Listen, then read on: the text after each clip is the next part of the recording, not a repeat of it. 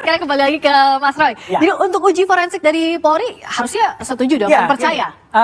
karena mungkin kalau saya sebenarnya udah kontak dengan ahli digital forensik dari Amerika, Dr. Ismond udah kontak dengan Jepang, Dr. Tifa juga udah dapat.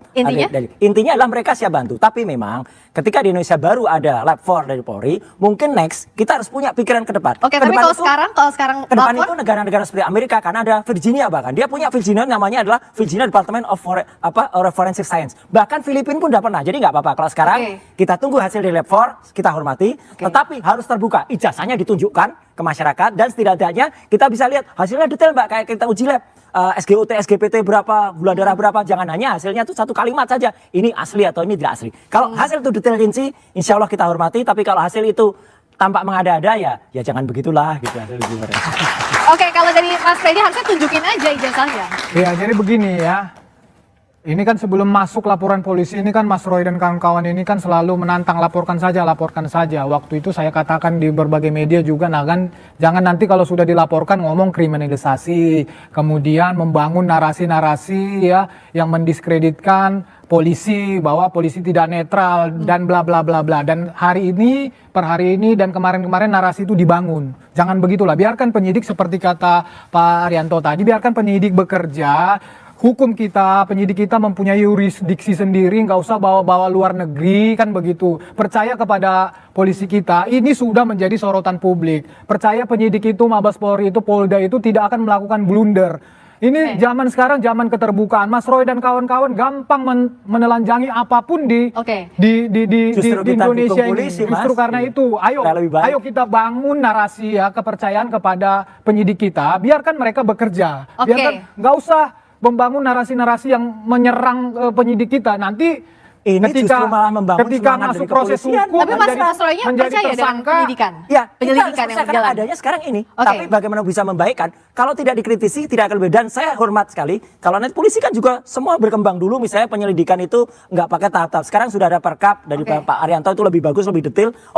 Itu kita dukung. Yang lebih baik kan kita harus pakai. Di Virginia, di Filipina aja sudah mulai independen. Soal ijazah ini Mas Roy akan punya data pembanding atau tidak? Ya, kita punya data pembanding. Tapi, apa itu pakai apa? Ya, nanti kita lihat pada saatnya. Masih rahasia karena data pembandingnya. Oke, Pak Arianto, apakah bisa data pembanding tadi dilakukan dalam proses penyelidikan? Saya akan pesan-pesan saya ya. Gini. Tolong, ini kasus sekarang sudah kepada ranah pidana dan sudah on the right track.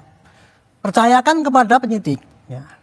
Ya itu nanti akan dicek ya secara saintifik, kemudian pakai analog ataupun dicari apakah ijazah itu betul-betul asli apa tidak. Pembuktiannya tidak hanya pembandingan dokumen, tetapi dari sumbernya itu dicari semua. Termasuk saksi tadi itu Pak itu, yang dibilang itu saksi memberatkan atau meringankan, semua harus masuk. Nah, pesan saya pada polisi ya, tolong Pak polisi sekarang terbuka. Jangan model-model menutup keterangan. Kami sudah periksa 10 saksi, ini siapkan saksi. Ini bukan keterangan itu. Menurut saya, sebutkan aja, kami sudah ngambil saksi A, ngomongnya dia begini. Saksi B ngomongnya begini. Semua dibuka aja ke publik ya, sehingga berkas yang dibikin oleh polisi itu betul-betul apa yang didapat di lapangan. Karena ya kecurangan penyidik itu kadang-kadang begini, suka-suka datanya banyak, tapi hanya dipilih-pilih yang dikirim ke jaksa. Makanya dalam kasus ini dituntut polisi yang jujur, penyidik yang jujur. Artinya apa? Semua alat bukti dikumpulkan, dimasukkan berkas, dikirim ke jaksa. Jaksa yang jujur juga, jangan sampai nanti buktinya dikurangi atau tuntutannya dimanipulasi. Dan terakhir hakimnya jujur, jangan sampai hakim yang disuap seperti kemarin ketangkap itu. Itu nanti bikin susah itu. Sampai ke persidangan. Satu lagi pesan saya ya, tolong ya. Ini kegaduhan di media itu tidak masalah. Tetapi kalau ini dibiarkan nanti akan terjadi kegaduhan di lapangan. Itulah yang dikendaki oleh Amerika dan sekutunya. Tapi yang intinya adalah kita harus terbuka. Domba kita ini. Kita ini sekarang lagi jadi objek untuk war by proxy. Tapi yang harus hati-hati. Tadi poinnya adalah yang terbuka ya, proses penyidikan sampai nanti ijazahnya ditunjukkan. Ya toh, kalau ijazahnya ditunjukkan udah selesai. Ditunjukkan haruskah apa di persidangan kalau soal ijazah ditunjukkan? Apa tunjukkan aja ini bukti. Nah, betul. Oke, untuk menunjukkan ijazah. Saya tambahkan sedikit dari Pak Arianto. Setuju atau enggak? Nah, ketika mudah masuk ke proses persidangan, ya, jadi proses persidangan perdata pidana itu pembuktiannya itu kebenaran material. Kebenaran material itu adalah hakim, termasuk para pihak di situ, jaksa, pembela segala macam akan membuktikan kebenaran-kebenaran material, akan menggali dari pihak manapun, dari pihak terdakwa, kalau nanti jadi terdakwa, baik dari pihak jaksa juga akan melakukan pembuktian yang terbuka, yang misalnya dalam hal ini terdakwa merasa ada yang kurang, ada yang ditutupi, di situ semua akan bisa ditampilkan dan disaksikan oleh rakyat Indonesia. Bila perlu nanti ditayangkan, kalau hakim tidak keberatan, nanti akan ditampilkan persidangan, semua ya, berarti di dalam persidangan. Oke, jangankan sampai persidangan. Kemarin Ibu Mega aja udah mengatakan dari awal kalau itu ditunjukkan selesai. Hari ini hormat saya untuk PKB. PKB juga mendukung itu. Ayo parpol-parpol yang dukung ini. Oke. Nah, kalau dari Prof Adi ini kan jadinya kemana-mana. Tapi dalam proses pembuktiannya sampai nanti kalau sampai ke persidangan, itu apa sih yang harus ditunjukkan ke publik, baik itu laporan pidana maupun gugatan perdatanya, Prof Adi? Saya nggak masuk ke pokok perkara, tapi saya menjelaskan alurnya. Jadi setelah dinyatakan mediasi tidak berhasil, kami serahkan ke majelis pengawas perkara, pemeriksa perkara. Nanti majelis hakim akan melihat, membuat satu penetapan kalau penggugat tidak beritikat baik, gugatannya tidak akan diterima. Kemudian kalau yang tergugat tidak beritikat baik, ada penetapan dari pengadilan bahwa tergugat tidak beritikat baik.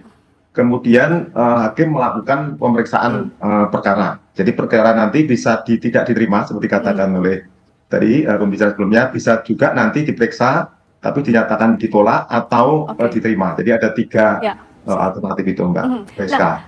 Oke, kalau untuk pihak UGM kampus apakah masih perlu klarifikasi karena gugatan terhadap UGM juga kan masih akan 22 Mei di Pengadilan Negeri Sleman?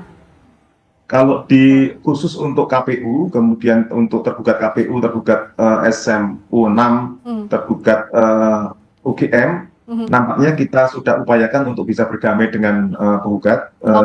Minta doanya aja. Amin. Semoga nanti di pertemuan Rabu untuk 3 tergugat 2, 3 dan 4 bisa berdamai. Oke. Jadi ada yang di PN Solo, ada juga yang di PN Sleman, kalau itu rektor, dekan, hingga dosen dan sebagainya. Oke, jadi dari masing-masing, Mas Roy maupun Mas Freddy yakin punya bukti yang kuat sampai ke proses hukum terakhir, sampai ke persidangan? Yakin dong, dan seluruh rakyat Indonesia melihat ini dan kejujuran. Itu kata Pak Kasmujo, itu yang penting.